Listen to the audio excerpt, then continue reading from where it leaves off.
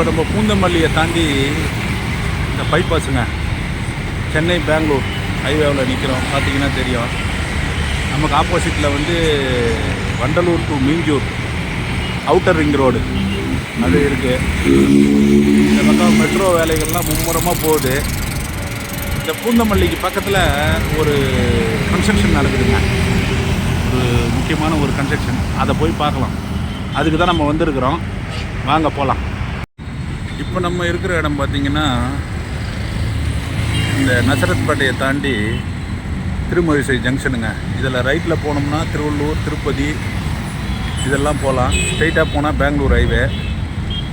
இந்த பக்கம் சைடில் பார்த்திங்கன்னா இந்த மோட்டல் ஹைவேலாம் இருக்கும், ஃபேமஸானது. அங்கே தான் நிற்கிறோம். வாங்க அப்படியே கொஞ்சம் முன்னாடி போவோம். இப்போவும் நம்ம இந்த பெங்களூர் ஹைவேவில் தாங்க இருக்கோம். இந்த பெங்களூர் ஹைவேவில் இந்த பூந்தமல்லி இதெல்லாம் தாண்டி வந்தீங்கன்னா, செம்பரம்பாக்கம் அதெல்லாம் தாண்டி வந்தீங்கன்னா லெஃப்ட் சைடில் இவிபி சினிமாஸ்னு ஒன்று பெருசாக இருக்கும். அதுக்கு கொஞ்சம் முன்னாடி பார்த்தீங்கன்னா ரைட் சைடில் ஒரு போர்டு இருக்கும், திருமழிசை துணைக்கோள் நகரம் அப்படின்னு. அதுக்குள்ளே தான் அந்த கன்ஸ்ட்ரக்ஷன் நடக்குது. இப்போ நிறைய பேர் கெஸ் பண்ணியிருப்பீங்க.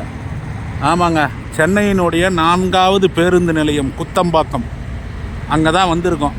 நம்ம ஆப்போசிட்டில் இருக்கோம். அப்படியே போகலாம் வாங்க. அப்படியே அந்த பக்கம் போய் அந்த பக்கம் உள்ளே போய் உங்களுக்கு நான் காட்டுறேன். இப்போ உங்களுக்கு பார்த்தா தெரியும், போர்டு தெரிந்து பாருங்கள், திருமழிசை துணைக்கோள் நகரம் satellite township Tamil Nadu housing board. இதுதான் என்ட்ரன்ஸு இதுக்குள்ளே போகிறதுக்கு. இந்த இடத்த எங்கேயோ பார்த்த மாதிரி இருக்கா? இந்த கோவிட் டைம், கொரோனா காலகட்டத்தில் டெம்பரவரியான கோயம்பேடு மார்க்கெட் இங்கே தாங்க செயல்பட்டுது. நம்ம அங்கே தான் இருக்கோம்.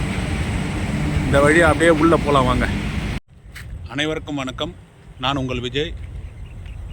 நாம் இப்போ இருக்கிற இடம் இந்த திருமழிசை துணைக்கோள் நகரம் சேட்டலைட் டவுன்ஷிப், அங்கே தாங்க இருக்கோம். சென்னையினுடைய 4வது பேருந்து நிலையம் குத்தம்பாக்கம், இங்கே தான் கன்ஸ்ட்ரக்ஷன் பண்ணுறாங்க. அங்கே தான் இருக்கோம். போய் பார்க்கலாம் வாங்க. இது தேவையா, தேவை இல்லையா, அவசியமா, அவசியமற்றதா, எல்லாத்தையும் பார்க்கலாம். ஒரு ஊருக்கு 4 பஸ் ஸ்டாண்டு தேவை இல்லை தான். இருந்தாலும் நம்ம ஆளுங்க வித்தியாசமான முயற்சியெல்லாம் எப்பயுமே பண்ணுவாங்க. வாங்க போய் பார்க்கலாம். இந்த ரோடுக்குள்ளே மெயினான என்ஹெச் இந்த பக்கம் பார்த்தா தெரியும். இந்த பெங்களூர் ஹைவேவிலேருந்து உள்ளே என்ட்ரானதுமே நல்லா ரோடுலாம் நல்லா இருக்குங்க. நல்லா அகலமாக கன்ஸ்ட்ரக்ஷன் பண்ணியிருக்காங்க. இதுக்குள்ளே பஸ் ஸ்டாண்டு எந்த இடம் தெரில. இந்த பக்கம் ஒரு கன்ஸ்ட்ரக்ஷன் பெருசாக நடக்குது. அதுவாக தான் இருக்குன்னு நினைக்கிறேன். அப்படியே உள்ளே போகலாம் வாங்க. உள்ளே போய் பார்ப்போம். ஆனால் இது வந்து ஏரி மாதிரி தெரியுது. மழைலாம் வெள்ளம்லாம் வந்ததுன்னா எப்படி பஸ் ஸ்டாண்டுக்கே போட்டில் தான் போகணுன்னு நினைக்கிறேன். சூப்பர். இதுதான் அந்த குத்தம்பாக்கம் பஸ் ஸ்டாண்டு கன்ஸ்ட்ரக்ஷன் நடக்கிற இடம். 25 ஏக்கராவில் கன்ஸ்ட்ரக்ஷன் நடக்குது. 136 பிளாட்ஃபார்ம்ஸோடு இந்த பஸ் ஸ்டாண்டு கன்ஸ்ட்ரக்ஷன் பண்ணுறாங்க. இந்த வருடம் இறுதியில் இல்லைன்னா அடுத்த வருஷம் ஜனவரியில் இது ஓப்பன் ஆகும். மேக்ஸிமம் இந்த வருடம் இறுதியில் ஓப்பன் பண்ணிவிடுவோன்னு சிஎம்டிஏ மினிஸ்டர் சேகர் பாபு அவர்கள் ஏற்கனவே பேட்டி கொடுத்துருந்தார். அந்த இடத்துல தான் இருக்கும். ஆனால் இந்த ரோடு வந்து இதோட முடியுது. இங்கே வந்து உள்ளே போகிறதுக்கு அலௌடு இல்லை, ஸ்டாப் பண்ணுறாங்க. இதுக்கு மேலே நீங்கள் உள்ளே போக முடியாது. போகணுன்னா அது எப்படின்னு தெரில, பார்ப்போம் வாங்க. இப்போ கொஞ்சம் கிட்ட வந்து பார்க்கலாம். ஆனாலும் உள்ளே போக முடியாது, கன்ஸ்ட்ரக்ஷன் சைட்டுக்குள்ளே போக முடியாது. ஏன்னா அதுக்கு வந்து ப்ராப்பராக நீங்கள் வந்து பர்மிஷன் வாங்கணும். ப்ளஸ்ஸு அதுக்கு வந்து சேஃப்டி ட்ரெஸ் எல்லாம் நீங்கள் வந்து போட்டுக்கிட்டு தான் உள்ளே போகணும். சேஃப்டி ஷூஸ்லேருந்து சேஃப்டி ஜாக்கெட்லேருந்து எல்லாம் போட்டுக்கிட்டு தான் போகணும். இங்கேயே பார்த்திங்கன்னா அவங்க தனியாக அந்த கன்ஸ்ட்ரக்ஷன் கம்பெனி எல்லா விதமான இதுவும் வச்சுருக்காங்க. வேலைகள் ரொம்ப மும்முரமாக நடக்குது, ஸ்பீடாக நடக்குது. அதனால் இந்த ஆண்டு இறுதிக்குள்ளே மேக்ஸிமம் திறக்கிறதுக்கான வாய்ப்புகள் இருக்குது. அவர் மினிஸ்டர் சொன்ன மாதிரி. இங்கே தான் நம்ம வெளில நிற்கிறோம். அதாவது கேட்டு நமக்கு முன்னாடி தான் கேட்டு. இதை தாண்டி நம்ம போக முடியாது.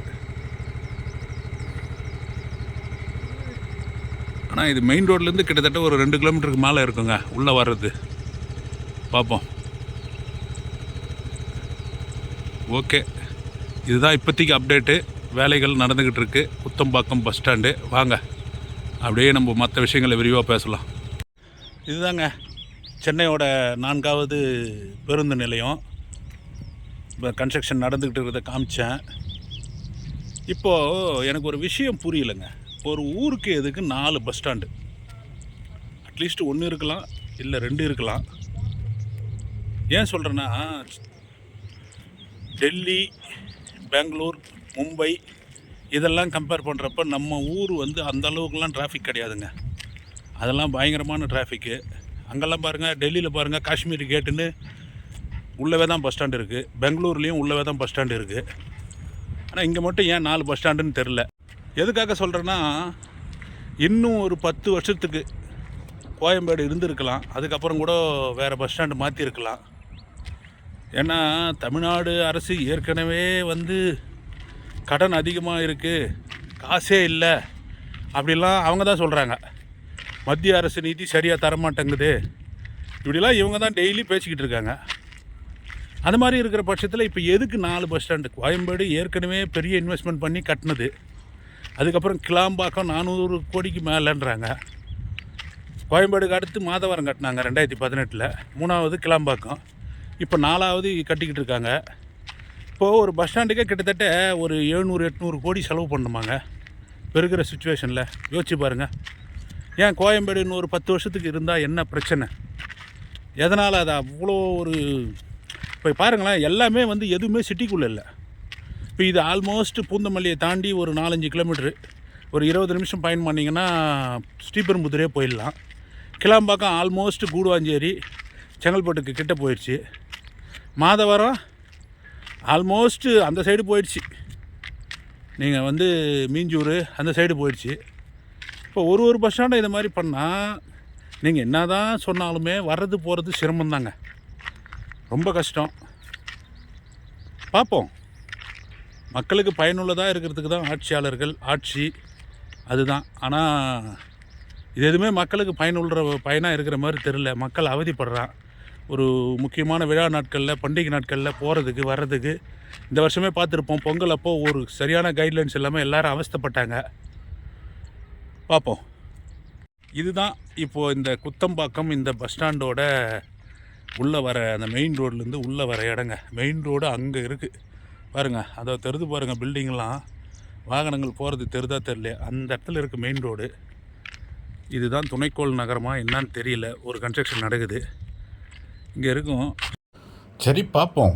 ஏன்னா ஸ்டார்டிங்கில் எல்லாமே கொஞ்சம் பிரச்சனையாக தான் இருக்கும். கோயம்பேடு ஆரம்பிக்கிறப்போ கூட அப்படி தான் இருந்தது.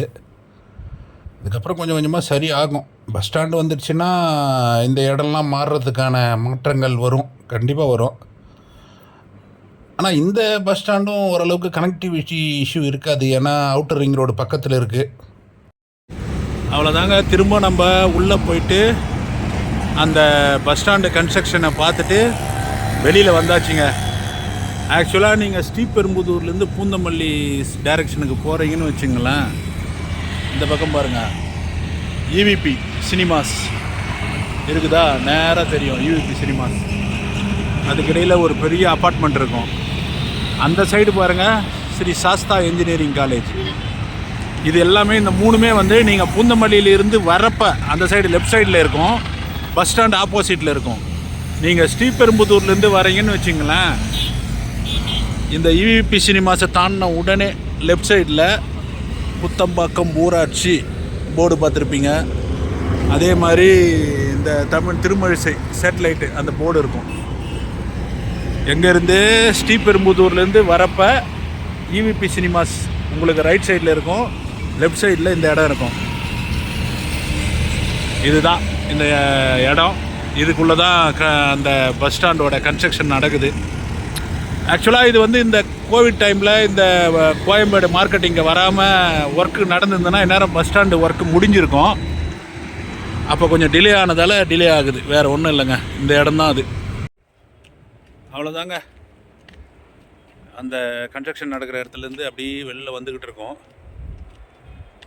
பார்த்துருப்பீங்க, இந்த சென்னையினுடைய 4வது பேருந்து முனையம் குத்தம்பாக்கம். இது மேற்கு பகுதிகளுக்கான போக்குவரத்து சென்னையிலிருந்து, அதாவது வேலூர், கிருஷ்ணகிரி, தருமபுரி,